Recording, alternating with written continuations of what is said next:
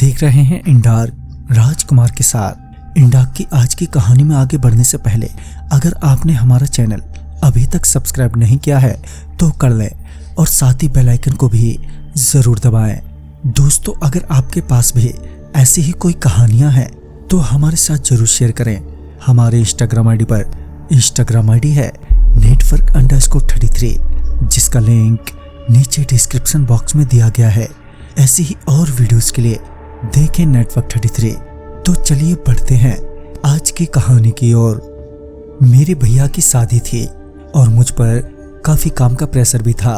शादी की सारी तैयारी लगभग मेरे कंधे पर ही थी। तो हम 6 लोग सामान की लिस्ट बनाकर बाजार के लिए निकले और खरीदारी शुरू की।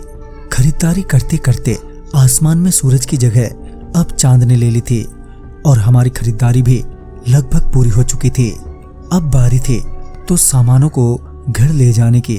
वैसे तो हम 6 लोग 3 साइकिल पर बाजार आए थे, मगर सारा सामान साइकिल से घर नहीं ले जा सकते थे।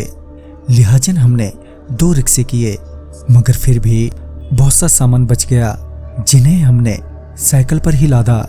मुझे साइकिल तो चलानी आती थी, मगर वो बड़ी वाले एटलस साइकिल कभी भी नहीं चलाई।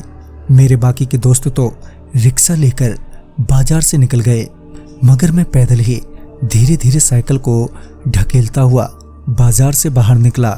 बाजार से बाहर निकलने के बाद जो रास्ता गांव की तरफ जाता था वो खेतों के बीचों बीच में था। वो रास्ता काफी लंबा और सुनसान भी था। अच्छी बात तो ये थी कि सड़क काफी चौड़ी थी, मगर बीच बीच में कहीं ढही हुई थी। मैं चांद की दूधिया रोशनी में अकेले ही साइकिल को धीरे धीरे धक्का देते हुए गांव की तरफ उस रास्ते से बढ़े ही जा रहा था।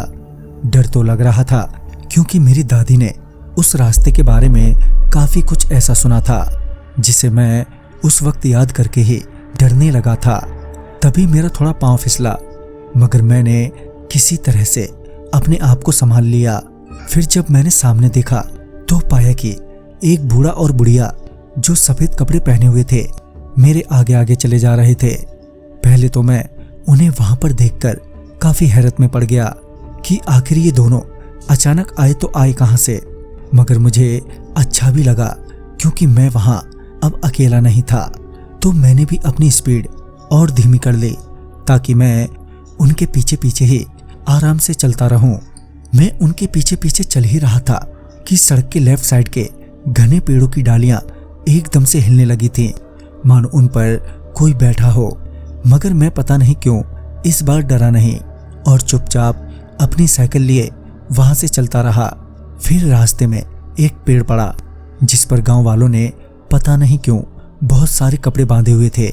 दिन में तो ये पेड़ नॉर्मल सा ही लगता है, मगर अभी रात में बहुत ही डरावना लग रहा था।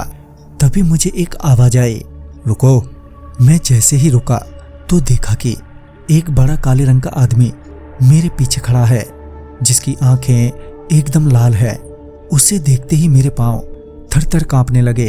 वो आदमी मेरी ओर बढ़ ही रहा था कि पीछे से उन बूढ़े और बुढ़िया ने मेरी ओर पलटते हुए कहा, तुम जाओ बेटा, नहीं तो देर हो जाएगी। ये बोलकर उन्होंने मुझे आगे भेज दिया और वो खुद वहीं रुक गए। फिर मैं सीधे अपने घर जाकर ही रुका। सारी बात बताने के बाद दादी ने बताया कि वो जरूर गांव के पहले सरपंच और उनकी बीवी होंगी जो आज भी अपने गांव में घूमती हैं।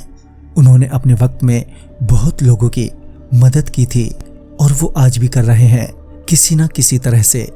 तो दोस्तों, इस कहानी में बस इतना ही। कहानी आपको पसंद आई हो तो लाइक शेयर करें और साथ ही हमें कमेंट बॉक्स में जरूर बताएं। तो मैं आपका दोस्त राजकुमार जल्द ही मिलूंगा आप ही की भेजी हुई एक नई कहानी के साथ। तब तक के लिए बाय एंड टेक केयर।